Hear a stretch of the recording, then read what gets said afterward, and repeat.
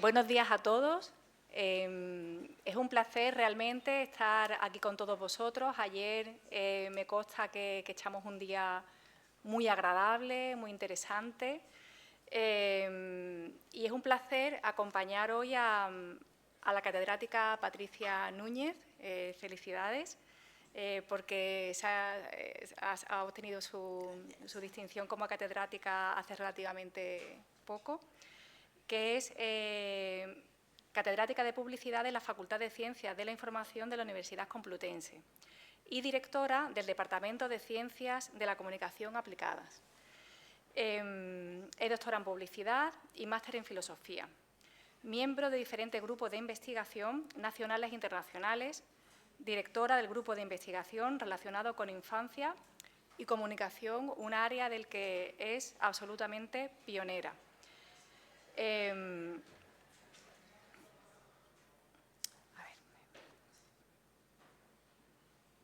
Bueno, en concreto el grupo relacionado con infancia y comunicación se llama Teens, Communities and Digital Literacy. Sus publicaciones tienen, por tanto, como líneas de investigación las nuevas tecnologías, las redes sociales, los niños y los jóvenes. Las competencias digitales enfocadas al emprendimiento del siglo XXI, marcas y tercer sector, así como todo lo relacionado con metodologías educativas e innovadoras. Y de ahí sus diversos artículos relacionados con tecnologías y métodos innovadores de educación posicionados en Action Research y Learning by Doing. Es además miembro de diferentes organizaciones internacionales, chair de la sección de Advertising Research de CREA, consejera del Consejo de Protección a la Infancia, coordinadora del área de creatividad del Departamento de Comunicación Audiovisual y Publicidad 1 de la Universidad Complutense de Madrid, coordinadora de talleres de innovación educativa y redes sociales durante los últimos 10 años, dirigidos además a adolescentes. Es también miembro del grupo de investigación SOCMedia, partner del proyecto europeo CREMO, basado en creatividad y emprendimiento, con la Universidad de Aalborg de Dinamarca, Malta, Pekín y Estados Unidos. Y también, por si fuera poco, directora del Laboratorio de Investigación Juvenil Youth Thinking. Bueno. Así que es un placer, realmente abruma porque es un currículum, un perfil muy destacado y es un placer. Bueno. Se me oye así bien. Bueno, muchísimas gracias y los méritos son por todos los años que tengo, ¿no? La edad es lo que te va dando hacer estas cosas. Quiero dar las gracias por la invitación. Para mí, de verdad, venir a Sevilla es siempre un placer y estar con compañeros y compañeras tan encantadores y tan brillantes siempre y tener oportunidad de hablar. O sea que muchísimas gracias por la invitación. Me voy a centrar en una de las líneas de investigación que me ha llevado desde hace 30 años prácticamente, investigar con niños y niñas y jóvenes. Voy a procurar no ser muy aburrida y, por favor, sobre todo, que se establezca un diálogo para preguntar. Investigar con niños es algo bastante complicado, no es algo muy fácil por las características de este grupo de edad y cada vez más difícil y más complicado debido a lo que todos sabemos, ¿no? Redes sociales, Big Data, etcétera. Bueno, dirijo una cátedra de comunicación en infancia y adolescencia, donde sobre todo nos fijamos y eso es muy importante a lo largo de lo que voy a contar hoy, en el enfoque de la investigación centrada en tener como base los derechos humanos declarados por la ONU, derechos del niño y de la infancia, y con este enfoque y haciendo adolescentes críticos como ciudadanos del mañana es lo que nos mueve en todas las investigaciones. La cátedra nació para cubrir un hueco sobre este público infantil. A lo último pondré algunos ejemplos de investigaciones que hemos realizado para que se estudiara la audiencia infantil y sobre todo también el aspecto de las marcas y la publicidad, que hay muy poca investigación en infancia y adolescencia sobre este tema. Por lo tanto, sobre todo lo que trabajamos es en comunicación digital, marcas, publicidad con niños y adolescentes, y nunca se queda aquí la investigación, sino como verán después, sobre todo también tenemos que ver, ahí hay una N, fíjate que me he repasado el PowerPoint 20 veces, que se queda y va más allá de, bueno, pues crear redes, divulgarlo en congresos, tesis, TFMs, perdón, TFGs, etcétera. Sobre todo también procurar dar voz a la infancia, que luego veremos cómo todos estos estudios los presentan ellos mismos en diversos eventos en la Facultad de Ciencias de la Información y en otros foros. En la actualidad estoy en varios proyectos europeos, pero sobre todo uno de ellos, el más importante dirigido a infancia, es el proyecto SIC Spain, que lo pongo aquí porque se puede, todos los informes están totalmente en abiertos. Se puede, todo de lo que voy a hablar hoy se puede ver en este, pues simplemente SIC Spain. Es un proyecto de la Unión Europea, como digo, dirigido hacia, bueno, hacia la competencia digital en infancia. No tengo mucho tiempo de detenerme en él, pero es verdad que en nuestro grupo de investigación de la Complutense superamos todo el tema de los riesgos que se ha constantemente hablado, de los riesgos en redes digitales, etcétera, y le damos un enfoque mucho más participativo y viendo los puntos positivos y cómo pueden aportar los niños y jóvenes en todo el tema de redes digitales. Este proyecto está dirigido por el Ministerio de Seguridad de España. Y es un proyecto que son centros montados en distintos países de Europa, Better Internet for Kids, donde se desarrollan estos proyectos. También, como podéis ver, estoy trabajando aquí en el monitor, bueno, de reputación corporativa, de marcas, que tampoco nos da tiempo, pero si hay alguna pregunta lo puedo ampliar. Es un monitor que valora cómo la infancia y la adolescencia perciben las marcas. Luego pondré algún ejemplo de ello, con un diseño de indicadores. Por supuesto, colaborando siempre con la plataforma de infancia. Ellos son los que nos ayudan a, bueno, pues a tener ese grupo de investigadores infantiles y juveniles con los que siempre trabajamos. Ellos están al mismo nivel que nosotros de expertos, pretestando bueno, pues todos los test que hacemos, les pasamos luego las investigaciones y ellos nos dan feedback sobre ellas, etcétera.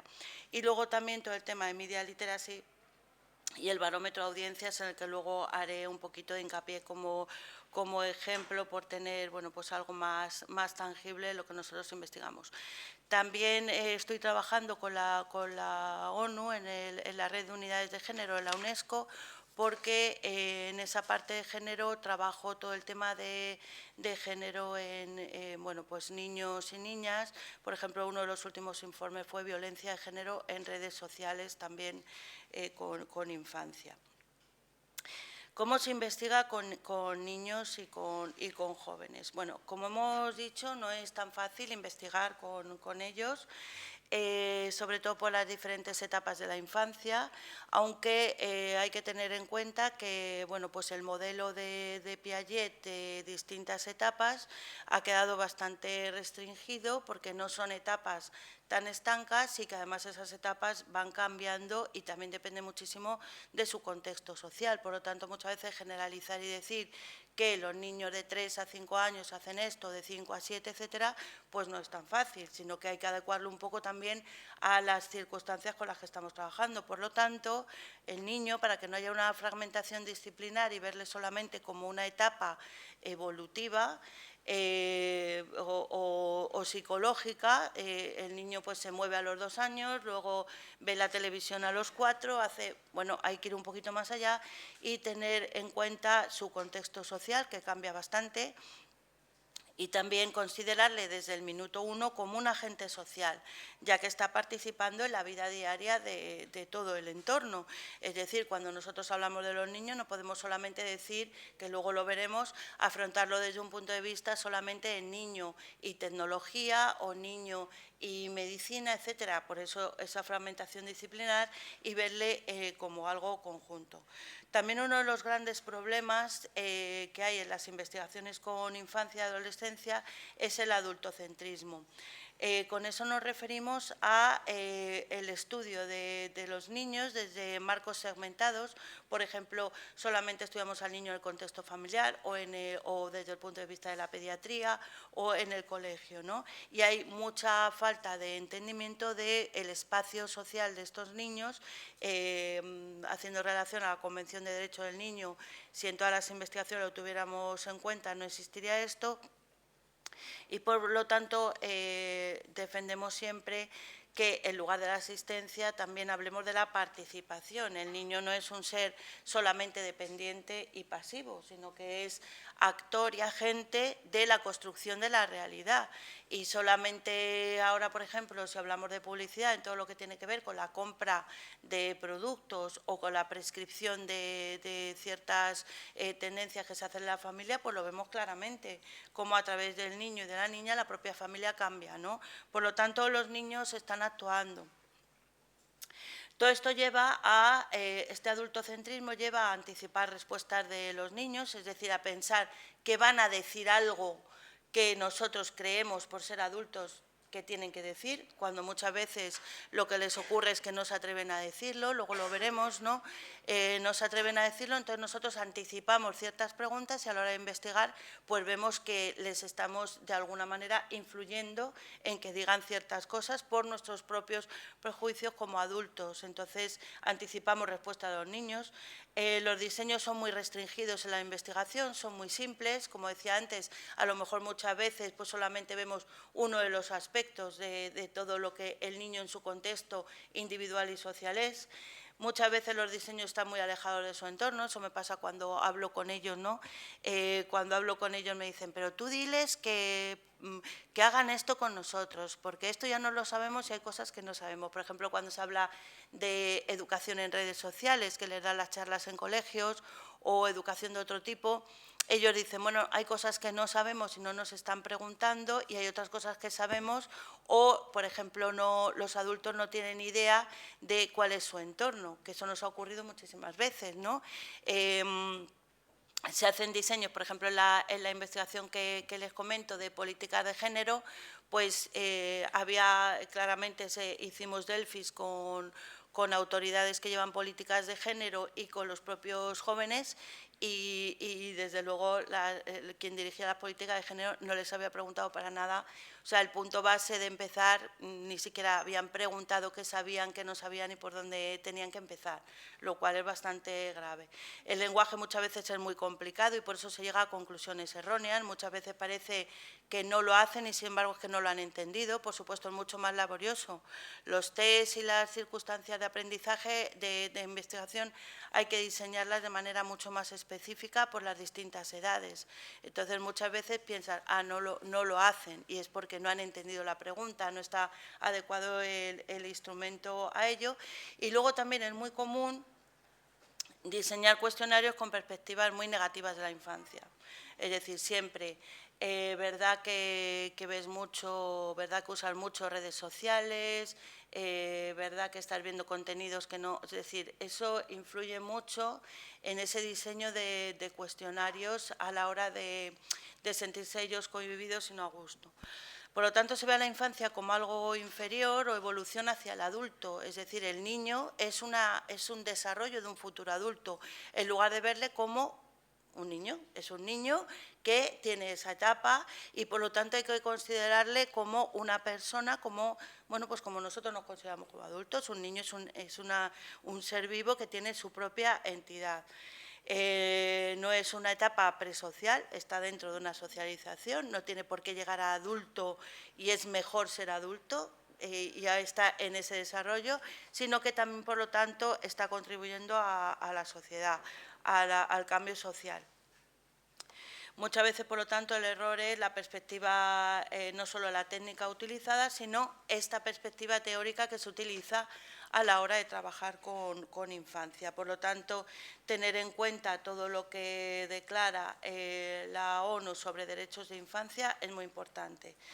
A veces juzgamos con estereotipos o prejuicios como que no saben diferenciar lo que es real de lo que no es, carecen de experiencia o conocimientos suficientes para opinar y, por lo tanto, pues nosotros decimos, bueno, es que lo que deben hacer es esto o todo eso. Traigo algunos ejemplos de algunas de las investigaciones, una de ellas que fue sobre cuando las niñas dejan de pensar en profesiones masculinas, que hemos trabajado con Mattel en una de esas investigaciones para ver cuándo empiezan a pensar que no pueden ser ingenieras o cosas así, ¿no? Bueno, por lo tanto, ¿qué encontramos? Hemos hecho hace un par de años, en el año, sí, o más ya, hicimos una investigación sobre todas las fuentes básicas que había de cuestionarios de organismos estatales, también organismos internacionales como Ofcom, YouKids Online, el CIS o cualquier INE, etcétera, sobre cómo contemplaban la infancia en todo eso y también algunos cuestionarios de investigaciones en particular. Sobre todo ello hicimos un informe bastante exhaustivo de cómo eran las investigaciones con infancia, cómo se estaba preguntando. A veces no teníamos acceso a los cuestionarios, pero sí a los indicadores y llegamos a algunas conclusiones que procuro resumir muy rápido. Los cuestionarios son bastante largos o conceptos difíciles, como he dicho antes. Los tamaños muestrales son deficitarios, eso también es normal porque los investigadores tenemos poco dinero para investigar y casi siempre las muestras son en colegios y por lo tanto pues está bastante sesgado pues, por variables sociodemográficas o por renta, etcétera. Los estudios, eso en general, son muy descriptivos pero poco propositivos, es decir, nos quedamos simplemente en la estadística. El 30% de los niños ve la tele, el 20% de tal usa WhatsApp, ¿vale? ¿Y eso qué? ¿Para qué sirve? O sea, eso tenemos que llegar a ir mucho más allá, ¿vale? Sabemos esto, pero hay que interpretar esos datos y decir, ¿vale? ¿Pero esto qué significa? No solamente quedarnos en esas descripciones. Hay una proliferación de cuestionarios de ver sobre todo, pues, cuántas veces se usa un dispositivo, cuántas veces utilizan otros medios de comunicación. Por lo tanto, los valores numéricos hay que referenciarlos. También, como decía antes, la ausencia del marco de derechos del niño en las Naciones Unidas. Hay indicadores bastante escasos y los que hay están muy enfocados a variables psicológicas, casi todas, careciendo de otra serie de variables. Y algo que, bueno, con quien estamos trabajando los proyectos son sociólogos de la infancia, que cito aquí a Kepa Larrañaga, que él se niega a hablar de menor porque dice que es un término jurídico y que no dignifica al niño, ¿no? Entonces, hablar de menor, pues nosotros procuramos también evitarlo porque menor hace que hables de algo jurídico, pero no del individuo, ¿no? en sí. También vemos que en todos esos cuestionarios generales hay una invisibilidad estadística bastante importante, siempre están los niños dentro de la familia, dentro de grupos más grandes, pero no como unidades de observación en sí y como un ente especial y también menos aún en edades tempranas, claro. También, por lo tanto, hay una visión muy simplificada de la realidad dentro de esa categoría familiar. Algunos de las investigaciones también es un problema que vemos que están diseñados por administraciones o por organismos internacionales, por ejemplo, el Estado de la Infancia de UNICEF, pero no están diseñados por los propios investigadores. Por lo tanto, muchas de las categorías o propuestas que nosotros querríamos investigar no están contempladas en esos cuestionarios, sino que están contempladas dentro de una perspectiva más general, como por ejemplo es el caso de niños sin marcas o publicidad, que casi no existe. También es muy difícil acceder, y todos lo sabemos, a niños y por lo tanto por la parte ética, por interpretar su conducta, entonces es muy difícil tener datos específicos de niños más pequeños. Las preguntas para niños pequeños deben ser más directas y simples, evitando términos vagos, como por ejemplo a menudo, muchas veces a menudo usas, no saben lo que es a menudo, o términos a lo mejor muy amplios también, que es mejor utilizarlos, ¿no? En lugar de decir has tenido una gripe, pues decir has estado enfermo o algo más así.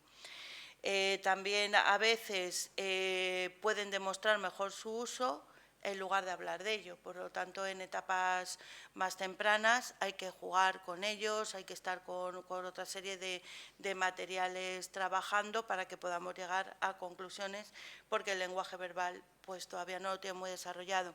O como, por ejemplo, en casos de traumas o en casos más complejos, como algún trabajo que realizo también en Brasil y en Colombia de media literacy con colectivos marginales trabajando en favelas, o por ejemplo en Colombia con niños y jóvenes desplazados por la guerrilla, donde sus circunstancias son bastante graves.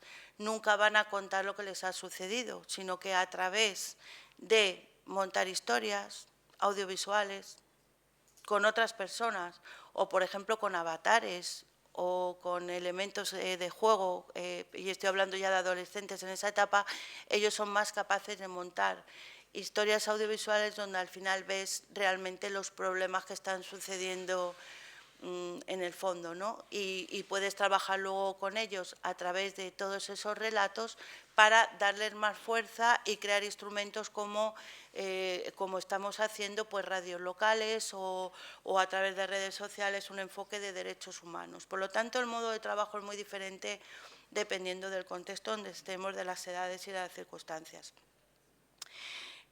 También, como decía antes, los cuestionarios se centran muchas veces en aspectos negativos, en lugar de experiencias positivas que ellos pueden tener en su vida diaria. A veces malignizamos ciertos comportamientos. Por ejemplo, durante la pandemia ha habido una tendencia a hablar de estás usando demasiado las redes sociales, estás usando demasiado Internet o los dispositivos, cuando realmente hasta en el colegio les obligaban a usar esos dispositivos. Y entonces las conclusiones de están 10 horas usando el móvil, pues era algo que estaba fuera de lugar, porque también, bueno, pues resulta que lo estaban usando para relacionarse con sus compañeros que no los podían ver, o utilizarlo para trabajos escolares. Por lo tanto, aquí dejo un link también de pautas y cuidados en el diseño de los cuestionarios y de las investigaciones, cómo adecuar la investigación a la perspectiva del niño y de la niña, no presuponer estereotipos sociales, evitar las posibles interferencias de los adultos a los que se pide permiso. Cuando vamos a coles o cuando están los padres delante, los niños siempre van a ver al adulto como una autoridad. Es una relación asimétrica y, por lo tanto, van a decir lo que los adultos quieren oír, porque tienen miedo a posibles represalias, o a decir lo que no es políticamente correcto. Yo procuro que no estén adultos por eso, aunque el permiso, por supuesto, tiene que estar. No proyectar lo que nos ocurría como niños, respetar como si fueran adultos su intimidad y derechos del niño, manejo de la angustia. Muchas veces no quieren participar en las investigaciones y se les obliga a participar. Pues hay que pedirles permiso para participar en las investigaciones. Y si no quieren participar, que no participen en las investigaciones. Tratarle también como sujeto de la investigación, no como un objeto de estudio, sino que sea partícipe de la propia investigación, que nos dé el consentimiento por escrito y respetar las imágenes. Ahí hay un tema muy importante, por ejemplo, sobre todo el tema de influencers, de sharenting, de compartir imágenes de los niños y de las niñas en las redes sociales sin pedirles permiso, todo el tema de la huella digital, etcétera. Saber también, como decía antes, que no es un grupo homogéneo, aunque yo voy a hablar de generación alfa, generación Z, etcétera, pero no es un grupo homogéneo. Por supuesto, cada uno tiene sus peculiaridades y sus características, y aunque a grandes rasgos les describamos, porque efectivamente, pues igual que nos pasa a nosotros, tenemos una serie de variables, pero no son así, ¿no? Bueno, aquí está un poco lo que habla el estudio que les he citado anteriormente. Por lo tanto, como he dicho, los pequeñitos, observación, etnografía, técnicas proyectivas, relatos, dibujos, mapas del entorno con diagramas. 3 años es una edad que realmente no puede participar, 5 años ya podemos empezar a trabajar con ellos. Con 5 años puede indicar personas y cosas, pero preguntas más causales, por ejemplo, ¿por qué es difícil que puedan contárnoslo, ¿no? Para distinguir entre pasado, presente y futuro es mejor, bueno, pues hablarles en una secuencia temporal. A partir de los 6 o 11 años se pueden hacer ya cuestionarios adecuados, grupos también adecuados y también etnografía es muy útil, llevando trabajos de campo. Trabajamos bastante con ellos. El último libro que está a punto de salir sobre generación alfa, que hemos trabajado con Sancho BBDO en Bogotá, pues se ha trabajado mucho con cuadernos de campo, con focus group chiquititos. Y luego ya a partir de los 12 o 14 años, pues los cuestionarios pueden ser más complejos, se puede hacer observación en redes, ¿no? Empezar a trabajar con etnografía. Aún así hay que tener en cuenta que los niños mayores de 12 años procesan la información para responder a las preguntas 1,5 veces más lentamente que los adultos. Se cansan muchísimo antes a la hora de responder cuestionarios. Cuestionarios largos no vamos a sacar nada, ni focus group que duren mucho. Por lo tanto, tienen que ser más cortos. Y que tengan que ver, como he dicho antes, con su grupo de edad. También, bueno, pues por poner una anécdota, que se ha utilizado mucho las caritas felices a la hora de hacer cuestionarios, a veces nos pueden resultar, pero son también bastante subjetivas. Y sobre todo en la época actual, donde los emojis cambian tan rápidamente por parte de los adolescentes en redes sociales. Lo que hoy significa algo, pasado mañana puede ser interpretado de distinta forma y también en las distintas culturas. También considerar que los niños pueden ser más susceptibles a seleccionar el primer estímulo de una lista por ser novedoso, o la opción escuchada más recientemente. Eso hay que tenerlo en cuenta y no quiere decir que la compartan o piensen que es así. Les resulta más difícil también responder a preguntas negativas, por lo tanto, procurar que en nuestros cuestionarios estén preguntas positivas. ¿Cuántas veces no lo has hecho? Mejor preguntar de manera positiva. A considerar, por lo tanto, pues tener, voy rápido porque no me va a dar tiempo, todo su entorno individual, pero por supuesto también su entorno social, tener en cuenta, bueno, pues qué competencia digital tienen, porque muchas veces es muy distinto, aunque sea el mismo grupo de edad, dónde están rodeados, ¿no? La tecnología y la regulación hacia ella, los valores, etcétera. También preocupa bastante a la hora de investigar todo lo que hay en la agenda temática de los medios de comunicación, donde a veces influyen con los contenidos. Por ejemplo, el determinismo tecnológico, tanto el tecno-optimismo como el tecno-pesimismo. Ver videojuegos es malísimo, estar en Internet es malo, etcétera. Es decir, tenemos que ser capaces de evaluar esas informaciones de una manera científica. El riesgo que existe, que muchas de las investigaciones son así, depende de otra serie de variables contextuales, no solamente de que por estar en Internet o ver un videojuego inmediatamente va a ocurrir tal o cual cosa. Entonces, tener cuidado también con eso y también alejarnos de la agenda política o de determinados intereses que son proclives a decir hay que investigar ahora sobre esto o la tendencia es esta, ¿no? También lo que os comentaba sobre ciertas partes de un análisis, sino focalizarnos más en el todo, ¿no? Importante también entrenar a los entrevistadores. Tienen que tener mucho cuidado los investigadores de cómo se hacen las preguntas, la confidencialidad y estar entrenados en trabajar con niños, si no es un problema a la hora de hacer focus group o de hacer las encuestas. Bueno, esto ya lo he dicho antes, sobre preguntas éticamente inaceptables también, que el niño tiene derecho a no ser preguntado y no contestar ciertas preguntas porque nos interese para la investigación. Muchas veces, por ejemplo, pues eso, no sé lo que me preguntas. ¿Utilizas estos dispositivos? ¿Pero qué es un dispositivo? ¿Qué me estás contando? Que he visto en algunos cuestionarios. Llamas por teléfono, pero ¿cómo le vamos a preguntar si llama por teléfono? Si es que eso no existe. ¿Qué videoclips ves? No saben lo que es un videoclip. Eso era de nuestra época, por lo menos de la mía. Algunas apps que ni siquiera saben que existen, ¿no? Radio Nacional de España, o tienes amigos en la red. La pregunta de amigos, si no testas los cuestionarios, te puede llevar varias sorpresas. Amigos para ellos no es igual que amigos para nosotros. Si decimos no tienen amigos o tienen amigos, depende de lo que consideremos como amigo. Para ellos, un amigo puede ser alguien en Australia que no haya conocido ni haya visto en su vida y es su mejor amigo. Entonces, todos esos conceptos son importantísimos que los fijemos a la hora de delimitar los cuestionarios, porque si no las respuestas son totalmente erróneas, no vamos a saber lo que contestan.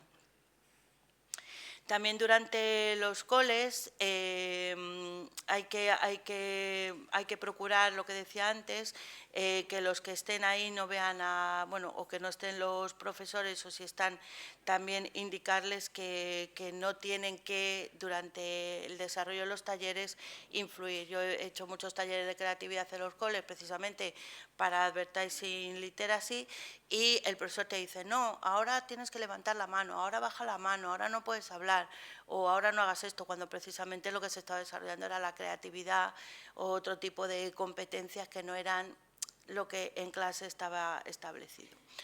Algunas fuentes que quiero señalar que hay que tener en cuenta, que son las que nos enmarcan con las deficiencias que he dicho anteriormente, pues, por ejemplo, el panel de hogares de la Comisión Nacional de Mercados y Competencia. También la Comisión de Audiovisual nos está dando algunos valores, aunque no habla de niños pequeños. El panel de hogares del Observatorio Nacional de Telecomunicaciones, el Instituto Nacional de Estadística, algunos informes de la Fundación Telefónica sobre sociedad digital, YouKids Online, Ofcom, está muy bien para tener ese marco. La IAB también, que no la he puesto aquí, ya está empezando a hablar de redes sociales y jóvenes más pequeños, aunque no baja a edades tan tempranas. El problema de bajar a edades tan tempranas es que es ilegal que ellos estén en redes sociales y, por lo tanto, no puede haber datos sobre redes sociales. Pero por eso hacemos nosotros estos estudios sabiendo que están en redes sociales, efectivamente, pues engañando con la edad, o muchas veces los padres son los que les dan la autorización, enmascarando la edad también, ¿no? Y luego algunas páginas a tener en cuenta, por ejemplo, eurochild.org, la plataforma de infancia, aunque no trabaja tanto medios de comunicación, pero sí tiene este marco de derechos de infancia con los que trabajamos. Plan Internacional, esta otra organización también, SIJAN, que también trabaja este enfoque de derechos. Save the Children, que tiene informes sobre, por ejemplo, redes sociales y género o otros aspectos. Ha tenido uno último también de utilización de Internet. Grupodeinfancia.org, la FAT, que también habla de consumos. Y luego que es bastante nuevo, childethics.com, donde podéis tener, es muy completo, se pueden bajar todos los documentos de cómo trabajar con infancia, los documentos que son necesarios para trabajar con ellos. Me parece que da bastantes herramientas para los investigadores. También lo que ha abierto Sonia Livingstone en la actualidad, trabajando con la ONU sobre, por primera vez, se reconocen los derechos del niño en el entorno digital, Five Rights for Kids, donde se habla de cómo trabajar digitalmente con los niños y los niños, los derechos que tienen en el entorno digital, que me parece bastante importante.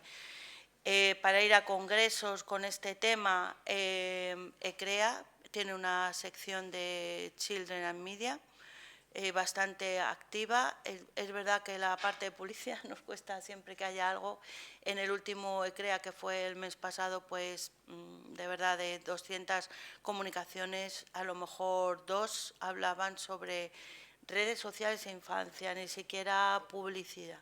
Hubo una de publicidad nada más de nuestro proyecto de Digital Fit. Ese nada más. El resto no hablan de publicidad. ICA tiene una sección también de Children más cuantitativo. Las conferencias de Children, Teens and Consumption son conferencias que se hacen bianualmente en diferentes países del mundo y tratan específicamente niños, consumo, publicidad.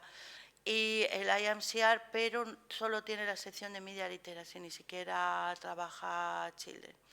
Por lo tanto, está claro que hay que tener en cuenta los códigos éticos. Tengo como 7 minutos. Códigos éticos internacionales, me da tiempo.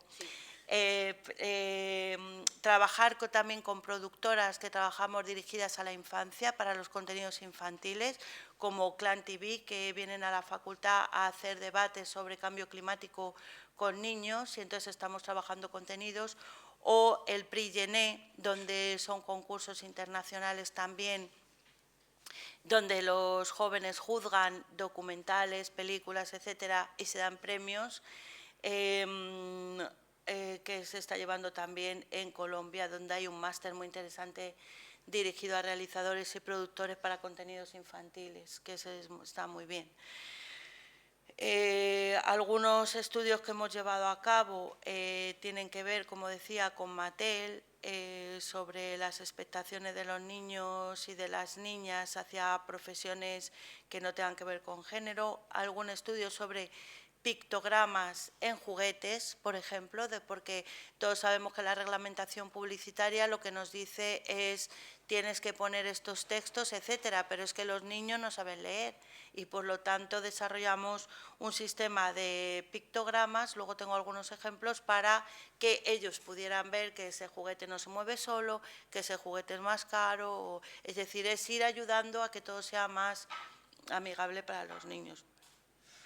Aquí puse un ejemplo de los focus group, cómo trabajamos con los de 4 y 5 años, que eran grupos más chiquititos con 4 participantes de 4 a 5 años, con un entorno más de confianza para que puedan expresarse más libremente.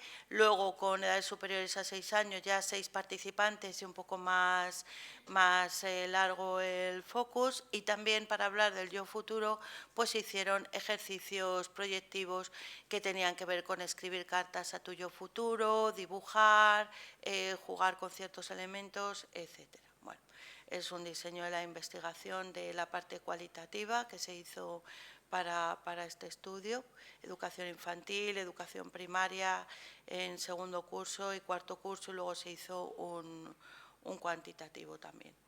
También aquí tengo el ejemplo de los pictogramas, como pues con los propios niños nos decían si entendían o no lo que les queríamos decir, ¿no?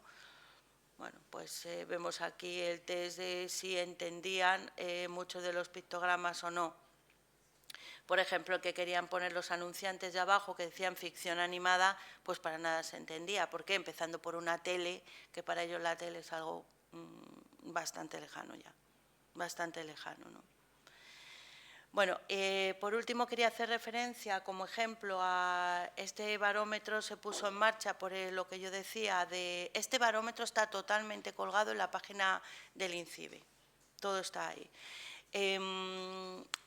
Porque veía que había una deficiencia en los estudios de infancia y queríamos ver, este primer barómetro se hizo con un grupo de edad, el segundo barómetro ya se bajó a los 6 años, y se empezó a hacer en el año 19 para ver sobre todo cuál era el consumo de redes sociales, de contenidos audiovisuales, y también meter la parte publicitaria en este barómetro. Definir también una serie de indicadores que no se trabajaban en los cuestionarios que he dicho anteriormente, y no quedarnos solamente en 37% de la población ve no sé qué, el 20%, sino ir un poquito más allá. El ámbito se hizo, bueno, en todo el territorio nacional. Ya digo que voy a ir rápido, teniendo en cuenta todo lo que he dicho antes de encuestas europeas, internacionales, organismos oficiales, y diferenciándonos de todo eso, para analizar las expectativas de consumo de dispositivos móviles, sus aplicaciones también en niños de 7, 8 y 9 años, niños y niñas de 7, 8 y 9 años. Hay que tener en cuenta también con quién se trabaja a la hora de hacer estas encuestas, para que estén muy especializados, para que nos busquen de verdad familias que dejen que los niños y las niñas opinen y no sean los padres los que contesten a los cuestionarios, que eso sucede muchas veces, pero hay herramientas de filtro que te permiten saber si es el niño, la niña o los padres los que están cuestionando, ¿no? En este caso se hizo con 525 niños y niñas de 7 a 9, que eran usuarios de smartphone y bueno, pues se hizo con un muestreo aleatorio de ciudades de más de 10.000 habitantes, teniendo en cuenta otra serie de características. El informe es inmenso y no voy a poner a explicármelo ahora, ya digo que está a disposición, de qué tipo y cantidades de dispositivos utilizaban, para qué utilizaban la tablet y el móvil, que sobre todo es para el entretenimiento, qué actividades valoraban más, que todos sabemos que es ver vídeos o jugar a videojuegos, qué top de categorías y de productos o servicios consumían más, como era pues eso, animación, redes sociales, videojuegos, juguetes, ropa. También aquí medimos ya el top de marcas para la generación alfa, qué marcas para ellos eran más importantes: Nike, Amazon, Clan TV, Disney, la primera, YouTube, claro, ellos consideran una marca YouTube, por supuesto, o Netflix, es decir, lo meten dentro del mismo paquete. También una primera valoración de las características de las marcas, que es para ellos una marca confiable, por qué comprarían ese producto, ¿no? Bueno, pues las características, en la actualidad estamos desarrollando de manera cuantitativa esto también para grupos de más edad.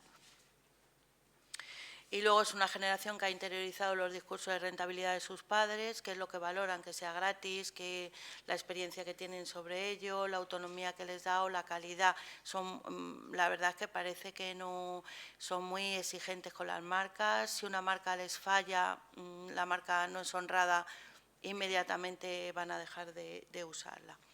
Por lo tanto, podéis encontrar en ese informe pues bloques de conclusiones como todas las que tenéis aquí: lugar y momento de uso, valoración del consumo, tipo de consumo, etcétera. Aquí algunas de las frases: mis padres juegan conmigo con el móvil y supervisan lo que veo y hago. Todo esto nos llevaba, por supuesto, a concluir, como decía antes, no solamente datos cuantitativos, sino bueno, pues explicar qué es lo que se hace y por qué, y qué es lo que tenemos que hacer. Y ya para ir finalizando, la transferencia y difusión es muy importante para nosotros y, por lo tanto, pues llevamos a la Facultad de Ciencia de la Información y a otros foros, también en redes, por supuesto, pues el Congreso de Infancia, Empresa, Derechos Humanos de la Agenda 2030, en colaboración con la Cátedra de Ética Empresarial, creando una guía de mínimos para la comunicación audiovisual para empresarios. También la coordinación del Foro Derecho a la Libertad de Expresión de la Infancia.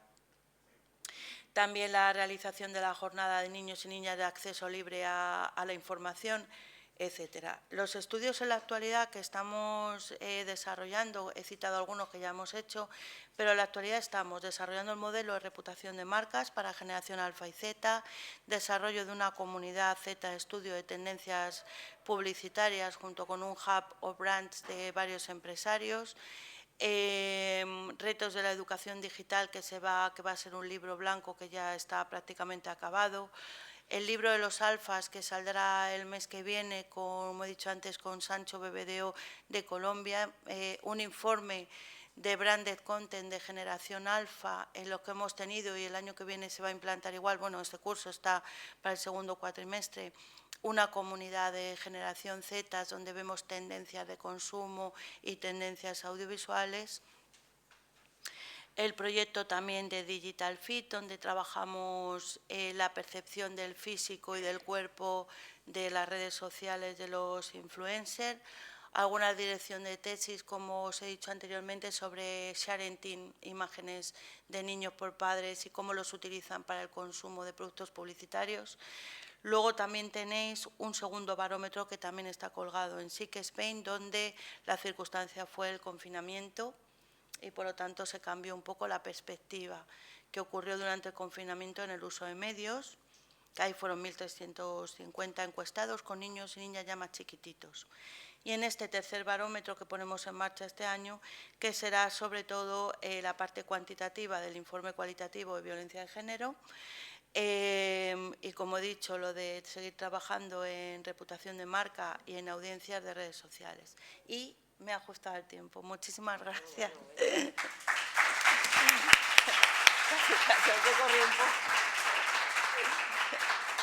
Muchísimas gracias, Patricia. Creo que, vaya, ajustadísima en el tiempo, muchísimas gracias, pero que no hacía falta porque, bueno, tenemos aquí tiempo, pero que creo yo que es mucho más interesante tener más tiempo para debatir y para preguntar, porque yo no sé vosotros, pero yo tengo un montón de preguntas para Patricia. No sé si alguno quiere levantar la mano o empiezo yo para calentar motores. Ahí, por ahí, venga. Está genial.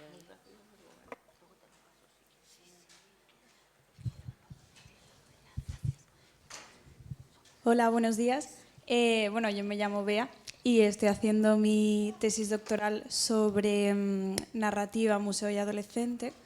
Bueno, el enfoque es un poco ver pues, por qué los adolescentes no van al museo por voluntad propia y ver un poquito pues, qué podemos hacer con ello, ¿no?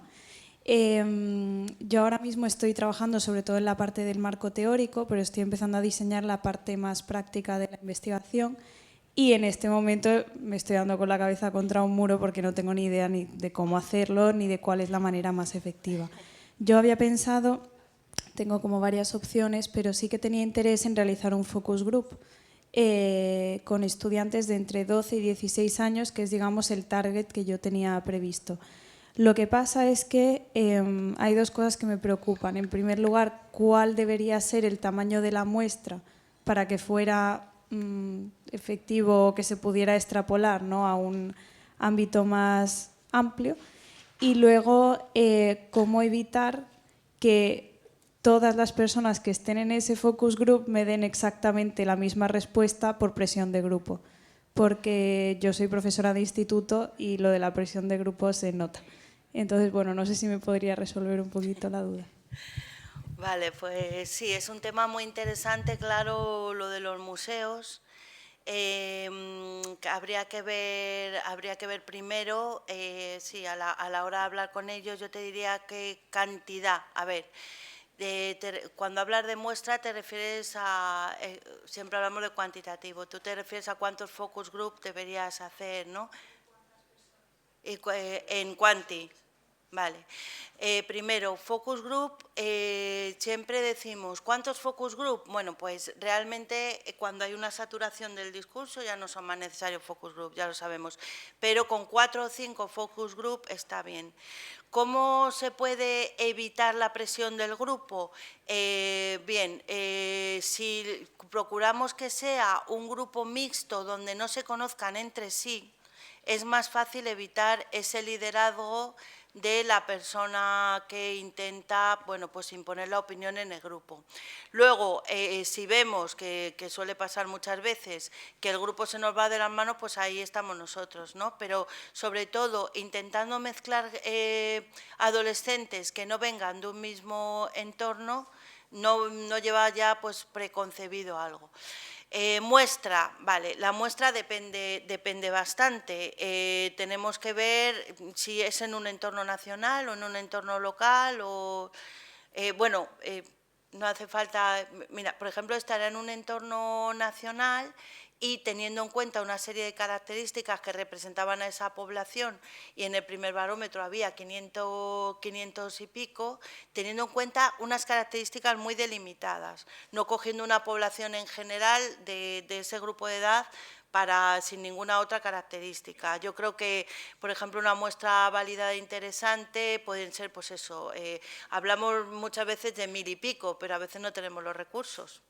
Entonces, ajustándonos un poco, este barómetro de audiencia fue de 500 y algo, porque también verás que conseguir empresas que tengan, hablando así un poco mal, tanta cantidad de niños con los que investigar es muy complicado, tampoco es tan fácil. Entonces, bueno, yo creo que ajustando esa muestra con los focus se puede decir que es idóneo, ¿no? O sea, que me parece un tema muy interesante porque realmente han perdido toda la motivación para ir. Quizá yo creo que hay que unirlo con todo lo que tiene que ver con lo digital. Si no, es bastante complicado.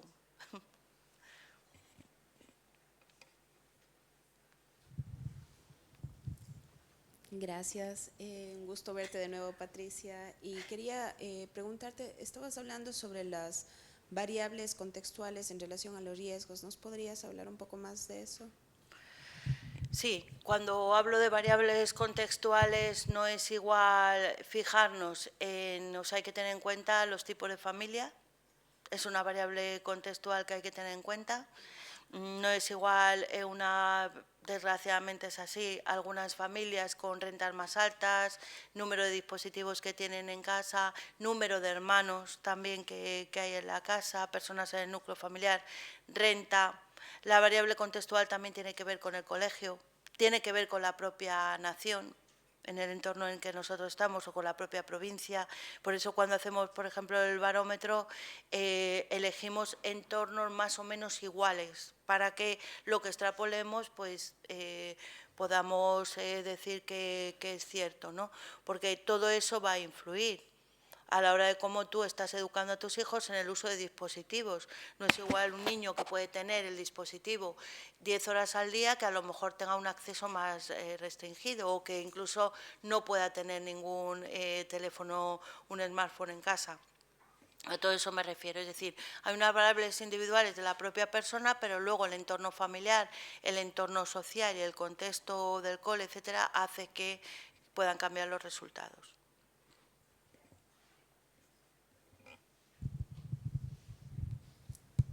Buenos días, doctora. Dos preguntas. Una, en el... Colombiano. No, costarricense. Muy bien. Un acento para... Siempre nos tienen que tener el acento parecido, sí.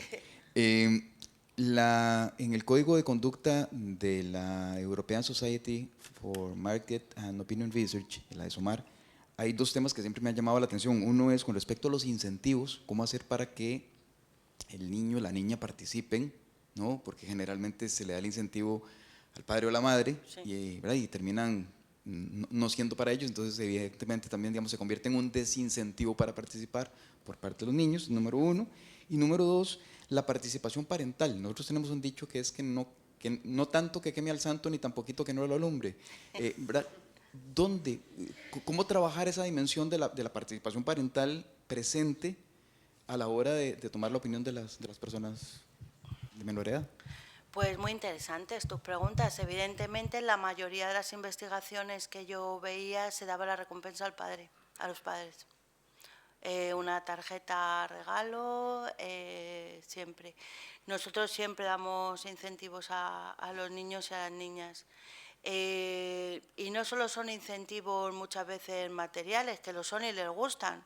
Pues, por ejemplo, cuando hemos estado con Lego, pues Legos, etcétera, preguntándoles si es eso lo que quieren como incentivo, sino que otras veces pues es un incentivo también emocional, poniéndoles de participadores en otras investigaciones o regalándoles un espacio dentro de la universidad para poder, bueno, pues expresar sus derechos, o muchas veces diciéndoles que a ellos que les gustaría montar en la universidad, que salen muy contentos, o yo qué sé, pues otro tipo de participación que a ellos les puede motivar, unas entradas para algún espectáculo que ellos quieren, algún regalo que a ellos les interese. Eso lo resolvemos así, porque es verdad que en la mayoría los incentivos son para los padres, e incluso aún peor, es el propio padre el que sin preguntar al niño lo trae a la investigación, muchísimas veces, ¿no? Porque, bueno, pues desgraciadamente me acuerdo de algún caso, no voy a decir el nombre, pero algún influencer menor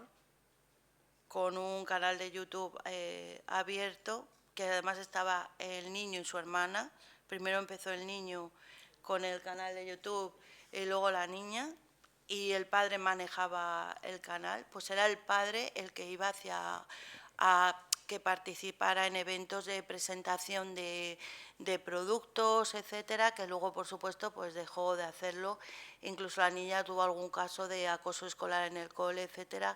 Entonces, nosotros siempre preguntamos a los niños cuando el padre se va, ¿de verdad quieres participar en esto o no te apetece? Porque también algunas empresas, no solamente para investigar, sino para promocionar ciertas campañas, también le obligan a los niños a, venga, ahora graba este vídeo, etcétera, y hay veces que no quieren grabar, o entonces hay que preguntar a ellos, sobre todo cuando se van los padres por bajo, digo, pero tú quieres o no. Es un poco eso. Y luego la participación de los padres, pues es eso, si las investigaciones, por supuesto los padres, y eso es fundamental, tienen que chequear todo lo que se está haciendo con el niño o con la niña, eso por supuesto. O sea, nosotros no podemos hacer nada sin el permiso de los padres. Y luego procuramos que o bien estén de observadores muy lejanos, que apenas se vea, o que no estén, la verdad, en estas investigaciones. Por ejemplo, en el caso de Mattel se hizo en los colegios, con permiso de los padres. Siempre se pide consentimiento a los padres, se les da una charla previamente en el propio cole de cómo se va a trabajar y qué se va a hacer, y luego posteriormente pues ya se trabaja con los niños y con las niñas. En este caso ni siquiera los profesores que supervisaron también materiales estaban presentes. Es un poco así como lo intentamos solucionar. Hola. Aquí. Antes de nada me ha parecido muy interesante la charla que ha dado. No conocía estos datos, no conocía este tipo de estudios. Evidentemente mi línea de investigación no tiene nada que ver con esto. Yo me dedico a estudiar otra cosa que esto, bueno, se puede decir lo opuesto a esto. Entonces, comentarle, y a colación a la última respuesta que usted le ha dado al compañero, me gustaría preguntarle, no ya como académica, sino a título particular, ¿no? ¿Qué le parece el hecho de que padres utilicen a sus hijos como influencers para que esos padres ganen dinero a costa de sus hijos? Luego, creo que fue, no sé si ha sido esta semana o la semana pasada, oí un reportaje en radio que ya, por lo que se ve ahí, ya algunos padres que se están arrepintiendo de que utilizan a sus hijos para ese fin, ¿no? Entonces, yo creo que se ha traspasado ya una línea que bueno, parecía imposible, pero ya se ha llegado a traspasar, ¿no? Más que como académica, me gustaría conocer su opinión personal, ¿no? por aquello de que estudia estos temas. Muchas gracias. Nada, pues muchas gracias. Bueno, como académica es lo mismo que mi opinión personal, o sea que pienso que no se deben utilizar niños y niñas para un fin comercial, eso está claro. Y como decía, estamos ahora con una tesis muy interesante que precisamente trabaja eso, que es el compartir imágenes de menores para un fin comercial y de monetizar la imagen de los niños. Eso lleva a muchísimos problemas. Todos conocemos la huella digital que vamos dejando y que ya ha habido algún caso incluso de denuncia cuando han adquirido la mayoría de edad de un joven hacia sus padres por haber utilizado sus imágenes en redes sociales. Evidentemente todos sabemos, y es algo demostrado en la academia, que si utilizas imágenes emocionales, en este caso niños y niñas, pues vas a tener mayor engagement con la marca que es. Entonces, primero nos debíamos plantear no solamente la cuestión de los padres, sino también la cuestión de las marcas. ¿Por qué las empresas también acceden a que se utilicen sus productos con niños y con niñas? Cuando muchas veces ni siquiera se pone el nombre de esto es publicidad o venta comercial. Eso que debería estar prohibido todavía en España, aunque con la nueva ley se va a subsanar un poco, pero todavía hay una serie ahí de línea invisible que permite que se haga enmascarado dentro de contenidos de entretenimiento o de otro tipo de contenidos que parecen que no es publicidad.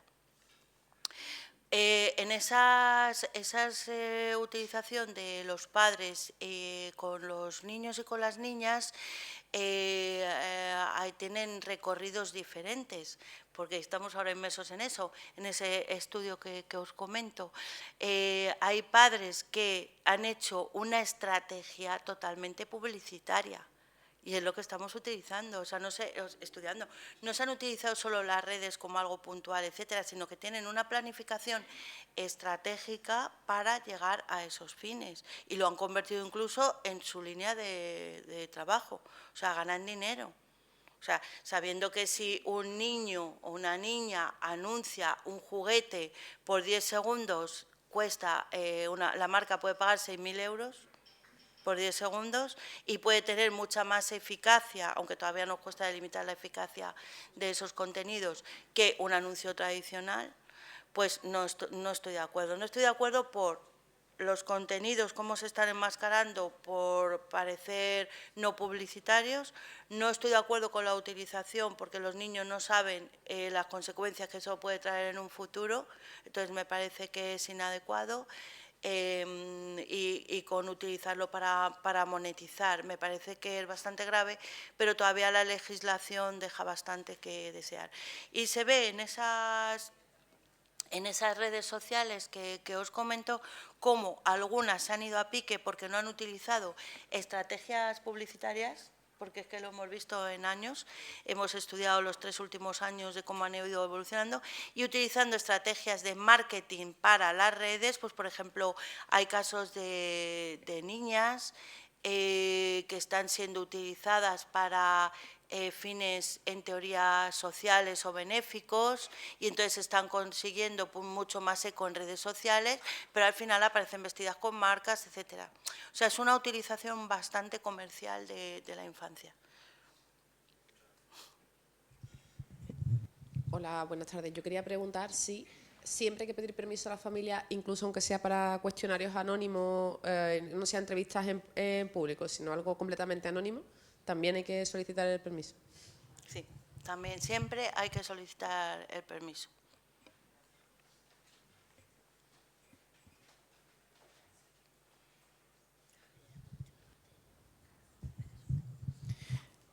Hola, buenos días. Mi nombre es Mónica Niño. Estoy investigando sobre alfabetización mediática y redes sociales en juventud y en personas mayores. Pero la pregunta, me ha parecido muy interesante la exposición de la metodología y te quería hacer 2 preguntas, una más concreta y otra más abierta. ¿A partir de cuándo deja de ser infancia y empieza a ser juventud y adolescencia? Es decir, si mi estudio es sobre juventud y adolescencia, ¿desde qué edad tendría que empezar a investigar? Los 12 años aproximadamente.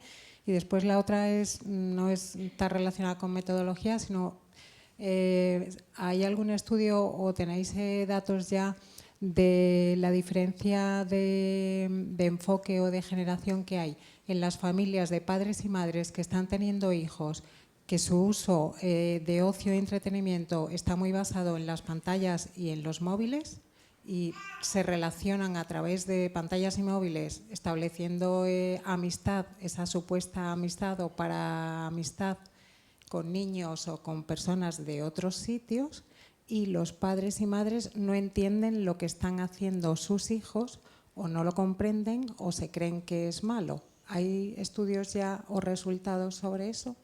Gracias. Gracias a ti. No hay una línea de decir que es adolescencia, juventud, etcétera. Nosotros hasta los 12 años hacemos estos cuestionarios más infantiles, aunque por supuesto, como os digo, siempre separando esas etapas, y a partir de los 13 años vemos ya que hay unas diferencias de relación o de usos un poco diferentes, ¿no? Que los temas son un poco diferentes, entonces lo enmarcamos más o menos en esa etapa. No sé si entiendo tu segunda pregunta, ¿no? El desconocimiento de los padres hacia esos usos que hacen los niños. Bueno, ahí hay muchas preguntas en una, ¿no? Porque, claro, ¿Cuál es el uso? ¿Lo usan mucho, lo prohibimos, no lo prohibimos, etcétera? Lo que está claro es que por mucho que prohíban los dispositivos, los van a usar. Yo soy bastante reacia a prohibir, tampoco a estar 20 horas diarias con la tablet o el smartphone, pero evidentemente prohibir dispositivos lo único que vas a hacer es que luego vayan a casa de un amigo y lo usen de manera inadecuada. En teoría, lo que hay que hacer es acompañar en el visionado de esos dispositivos, pero sí que es verdad que los padres y los profesores están muy perdidos. De repente, pues si no estás trabajando con ellos, yo no tengo ni idea que ahora hay otra nueva red social. Es que a mí quien me lo cuenta son ellos. Yo no sé si ahora es Virreal o es la otra, sí, que de repente empezó antes de ayer y ya no le gusta, por supuesto, YouTube. Ya está totalmente de moda para ellos. O sea, ya investigar sobre YouTube es como nada, sino que ahora es pues Instagram y TikTok, por supuestísimo, donde están. Entonces, si no estás con ellos es muy difícil. Pero es que a mí con mi edad, si yo no estoy con ellos, es que hasta me resulta dificilísimo abrirme una red social y subir contenidos. Entonces, incluso los padres millennials, que son los que ahora están ya teniendo hijos, tienen problemas para saber qué hacer. Había en uno, también es una preocupación, otro de los temas, ¿no? El acceso al porno tan jóvenes que están teniendo los adolescentes. Está bajando la edad a los 10 años de contenidos pornográficos, lo que eso implica para un comportamiento adulto de una vida sexual sana, etcétera. Lo digo por tu pregunta, que en uno de los colegios el niño no tenía acceso al teléfono móvil y vio contenidos en casa de un amigo.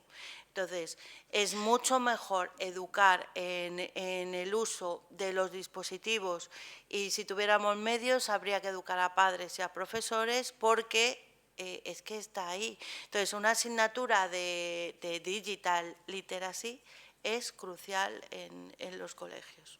Y no solamente poner prohibiciones o filtros en los móviles, que en algunos casos hay que poner, pero que no es la única solución como se ha trabajado ahora, porque contenidos van a haber. Por ejemplo, cuando dice Clan TV, es que no me salen en audiencias quién está viendo mis programas, pero ¿cómo te va a salir en audiencias si no ven la televisión? Si están en las tablets con contenidos personalizados. Entonces, la manera de pensar también de los adultos sobre cómo ven los contenidos es que es crucial, y prohibirles verlos no es la solución.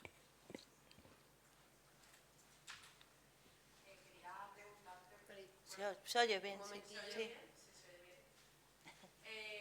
A raíz de lo que has dicho, ¿no?, de la necesidad de una asignatura precisamente de la automatización digital en las escuelas, hay debate, bueno, si queréis yo cojo el micrófono, hay debate sobre si, bueno, debate, no es debate, es que es lo que estoy observando. Los departamentos de tecnología quieren adueñarse, entre comillas, de esta asignatura porque a ellos les interesa, porque si no se quedan con menos horas en el currículum. Mientras que yo, como docente de lengua y periodista, creo que saber cómo funciona un ordenador no es alfabetización digital, y que ese contenido debería estar en manos de profesionales de la comunicación. No sé si tiene más información de la que tengo yo le hablo de lo que veo en las escuelas, vamos. Tengo esa misma información, tengo también información de otras áreas que también se quieren adueñar de esa asignatura, sí, porque es una asignatura, como sabéis, que se ha impuesto también de la manera que se va a hacer. Es bastante por eso, porque la está planificando personas que no tienen ni idea de media literacy.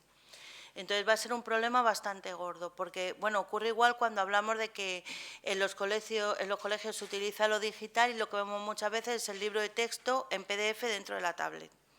Estamos en lo mismo.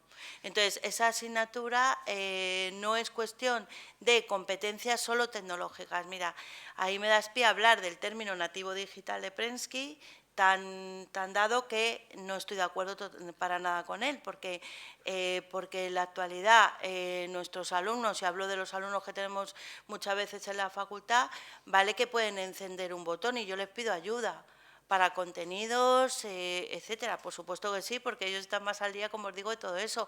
Pero la competencia digital va mucho más allá, que es ser críticos con los medios, subir contenidos críticos, ver cómo los medios de comunicación se pueden usar para otra serie de oportunidades que ellos no tienen ni idea, etcétera. Y me temo que esa asignatura tan necesaria de Media Literacy no va a estar del todo en manos de comunicadores. Y eso va a ser un problema por eso, porque no nos quedamos solamente en que eso es apretar un botón o saber tecnología. Y al hilo de esto tenía otra pregunta, ya que estamos. Porque precisamente por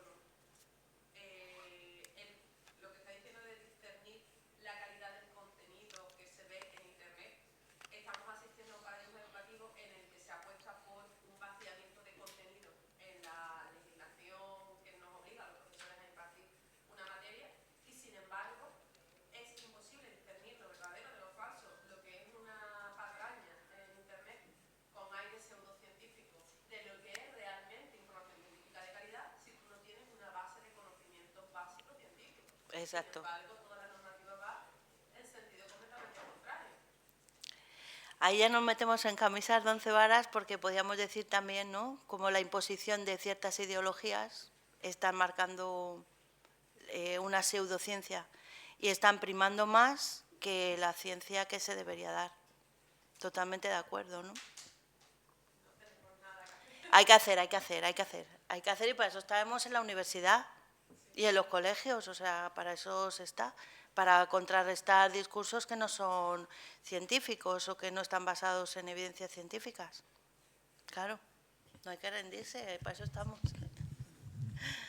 Patricia, sobre lo que hablábamos antes sobre el tema de menores y lo ilegal que es que utilicen redes sociales y que firmen contratos, que es básicamente lo que inicia el uso de una red social, ¿hay algún país que ya haya legislado sobre esto, protegiendo a sus ciudadanos menores de edad?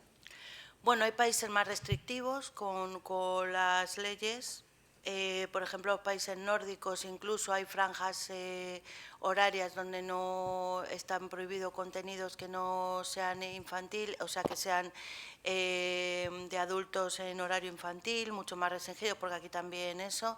Sí que hay algunos países que tienen una legalidad más fuerte. Por ejemplo, Reino Unido tiene también una legalidad hacia los temas de entretenimiento, va mucho más avanzada con leyes que Europa, por ejemplo, ¿no?, que es cuando en marzo se va a poner la ley de contenidos audiovisuales, que ya os digo que tampoco es que nos vaya a solucionar todo, ¿no? En general, casi esos dos casos que yo sepa que existen, en Estados Unidos, me decía Marina también, que está mucho más enmarcada la publicidad, o mucho más exigente, también por todo el tema de denuncias, siempre cae en Estados Unidos, etcétera. Porque todavía se siente un hueco, sobre todo en el aspecto de redes sociales como tal, porque efectivamente sí hay un mayor control sobre medios clásicos, digamos, por decirlo de alguna manera, pero en cambio en redes sociales... En redes sociales en la actualidad es casi una autorregulación, es decir, depende de la voluntad y de la ética de la empresa.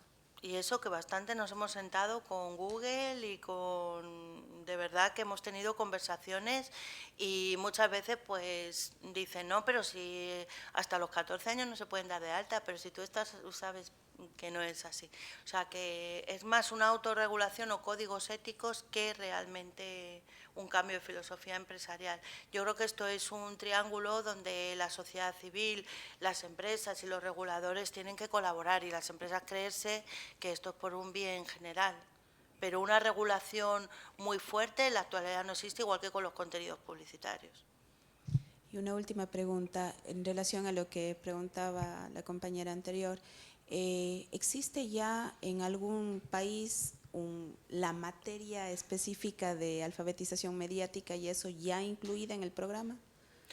Que yo sepa, por ejemplo, como os decía antes, en algún país nórdico sí que desde hace muchísimos años la asignatura de Media Literacy es una asignatura bastante importante para incluir, pero es lo único de lo que yo tengo referencia. la verdad. Y yo creo que en algunos países también de Latinoamérica existirá media literacy. El enfoque que tiene no lo sé, no lo sé. Pero como obligatoria en coles no te puedo decir. ¿Alguna pregunta más? Yo tengo varias, Patricia, porque no me voy a ir sin hacer las mías, está claro. Bueno, la verdad que llevamos casi media hora de debate y yo creo que todos tenemos en la cabeza un montón de preguntas. A mí me gustaría, ya que estamos en un programa de doctorado, que si pudieras recomendar algún gap o algo que tú consideres que no se está investigando, porque hay veces que tenemos muy claros los temas de investigación así a nivel general, pero no tenemos a lo mejor lo concreto, ¿no? Que muchas veces nos falta aterrizar el tema en algo muchísimo más concreto. Muy probablemente aquí haya alumnos de primer año de doctorado que todavía estén un poco aterrizando su tema general y a lo mejor se están planteando hacer una tesis sobre niños y adolescentes, y entonces me gustaría saber si tienes alguna... Perdona que utilice la palabra en inglés, pero ya sabes lo de publicidad como somos, pero en el gap ese, es que el hueco no me gusta, y el nicho ya os digo que lo odio. Por lo tanto, el gap que hay, si hay algo en investigación que no se está haciendo y que tú crees que sería necesario investigar. Vale, yo creo que aquí hay dos cosas. Una, las investigaciones que están, cambiarles el enfoque, y serían investigaciones totalmente nuevas, como he dicho antes, teniendo este enfoque de participación infantil diferente y de derechos humanos. A mí eso ya me parece muy importante, ese cambio. Luego, por supuesto, sigue habiendo deficiencias en el estudio del uso de redes sociales y ahí eso es ya infinito.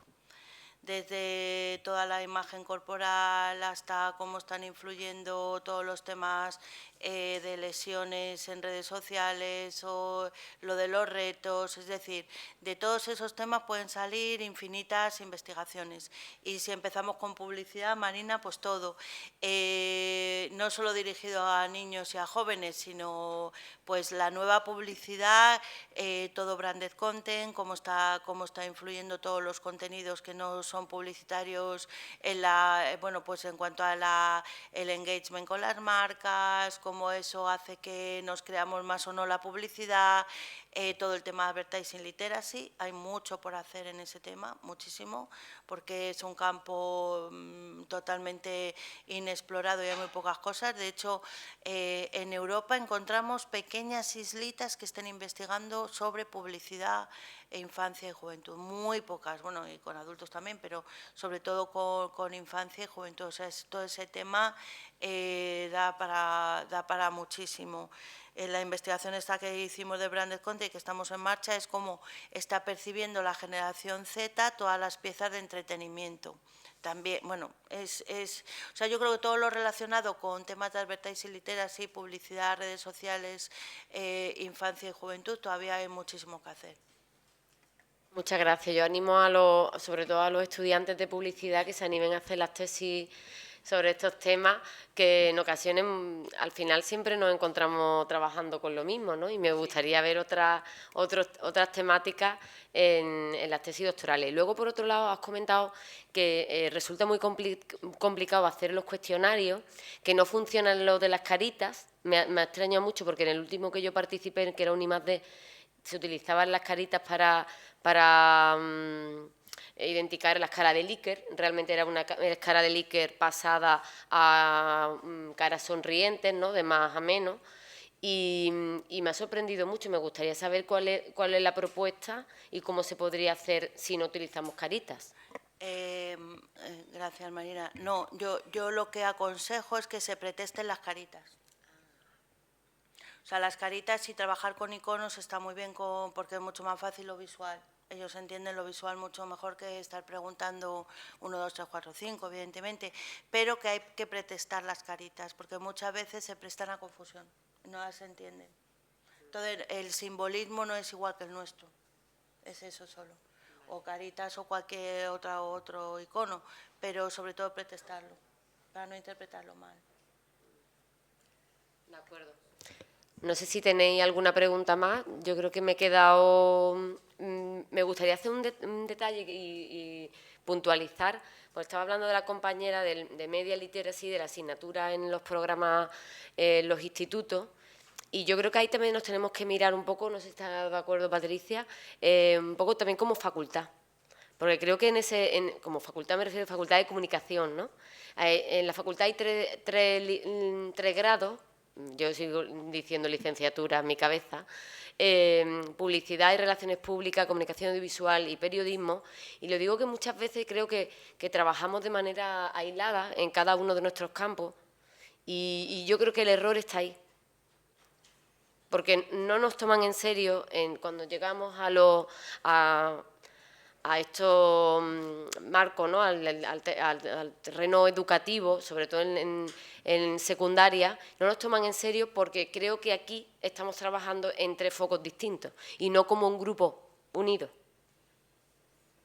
Y ahí está, yo creo que ahí está el problema. No quiero... Sí, te voy a dar paso, por supuesto, pero que creo que muchas veces, yo esto lo hablo con muchos compañeros, que parece que vamos en direcciones opuestas o por carreteras distintas, ¿vale? Publicidad, ya te digo que vamos por carreteras secundarias, ¿vale? Pero en el caso yo creo que ahí hay un problema en ese sentido. Creo que por un lado están trabajando los periodistas, por otro lado están trabajando los de comunicación audiovisual y todo el mundo se lo quiere llevar a su campo, cuando en realidad, si hiciéramos todos los de comunicación, ya te digo yo, y que somos más, probablemente tendríamos muchísimo más capacidad de influencia. Y podríamos ser un lobby mucho más poderoso. A mí me encanta la palabra lobby, no tengo ningún problema de utilizarla, porque normalmente simplemente la cabeza le pone el sentimiento negativo, ¿no? O lo peyorativo a la palabra, y realmente deberíamos ser un lobby y no el lobby de tecnología o... Sí, además comunicación, o sea, periodismo audiovisual y publicidad cada vez tienen las líneas menos separadas, o sea, yo creo que eso es importante y hemos publicado un libro sobre, por lo que me preguntabais, pero es solo en España, de la alfabetización mediática en las facultades de Ciencias de la Comunicación, que también podéis ver un poco ahí de qué hablamos, ¿no?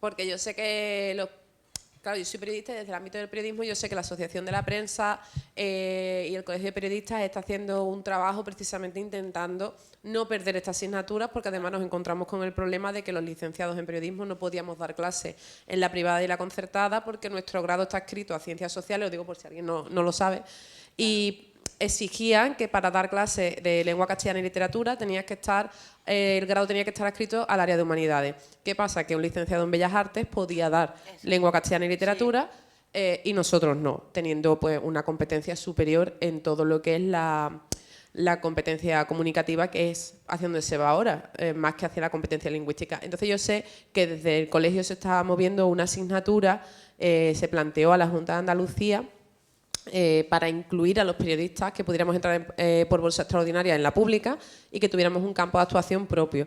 Pero no sé si desde otras áreas, por lo que me comentas, también habéis estado haciendo cosas por otra parte vamos, yo sé lo que hemos estado haciendo en periodismo, pero no desde otras ramas, por integrar precisamente, aunar esfuerzo, porque como bien dices, es una tontería que vayamos separados cuando al fin y al cabo todos somos comunicadores, que es de lo que se trata. Gracias.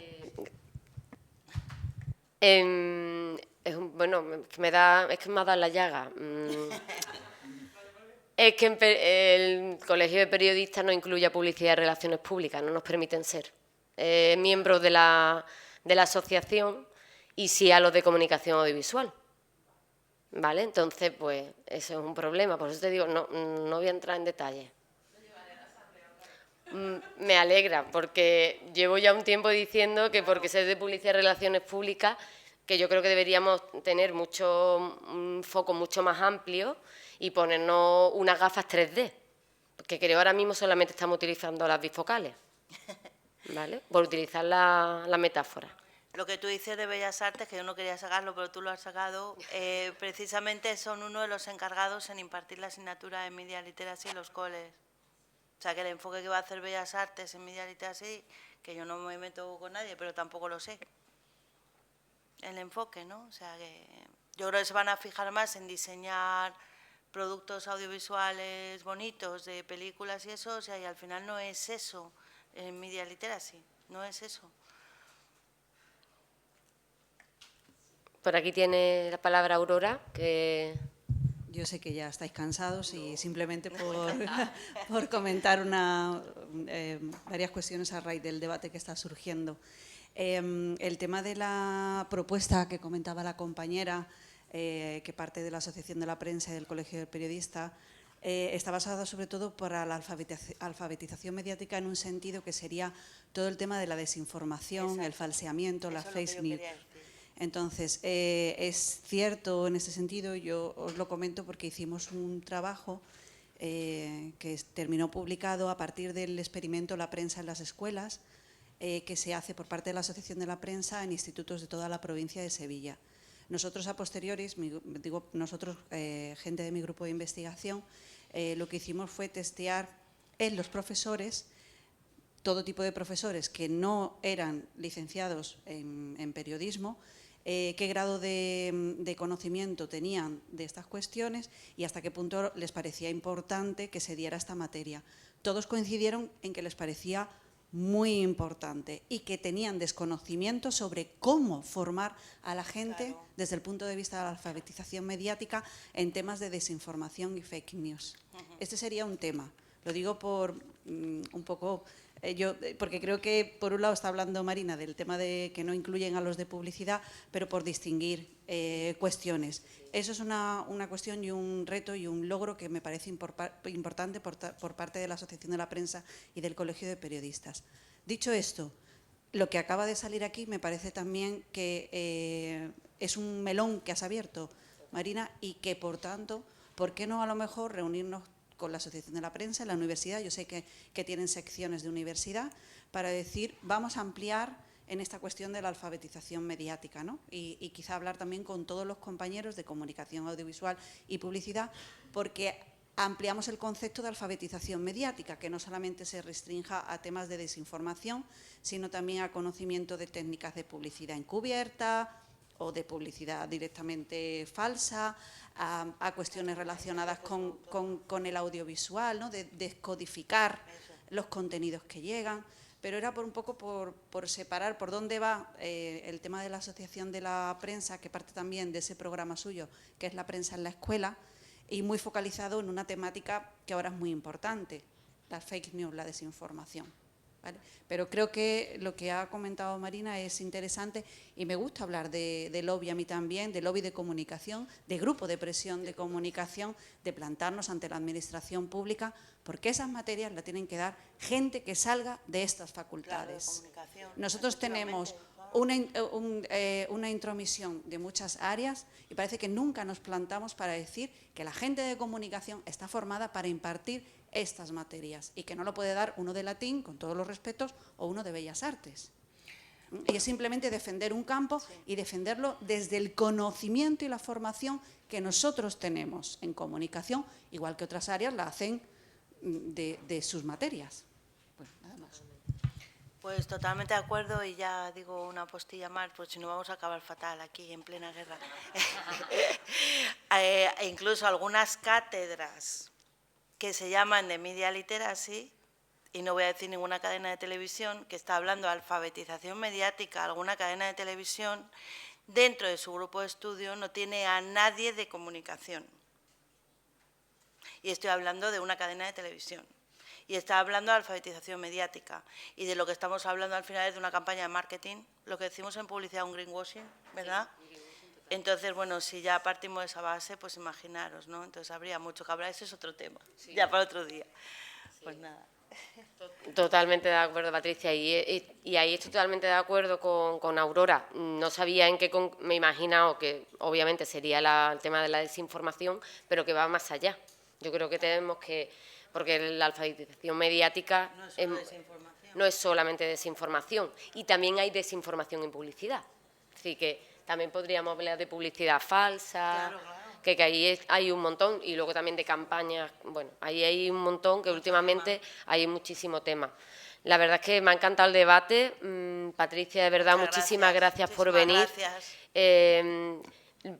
Yo por lo menos tengo apuntado un montón de cosas en la cabeza ya, y todos esos enlaces que creo que es oro puro para los alumnos, para que se apunten todas estas... Y tienen mi correo para lo que queráis escribirme y para todas las dudas o ayudas o lo que necesitéis, claro, por supuesto. Hemos tenido mucha suerte de tener una experta y una pionera en el estudio de niños y adolescentes. Yo se lo agradezco porque nos ha hecho un hueco en su apretada agenda, que sé que está todo el día... Sevilla siempre está libre para mí. Así que muchas gracias. Hacemos un descanso y nos vemos a las 12. Por favor, sé puntuales, que queremos esta vez sí queremos cumplir con el tiempo, no como ayer. ¿Vale? Gracias.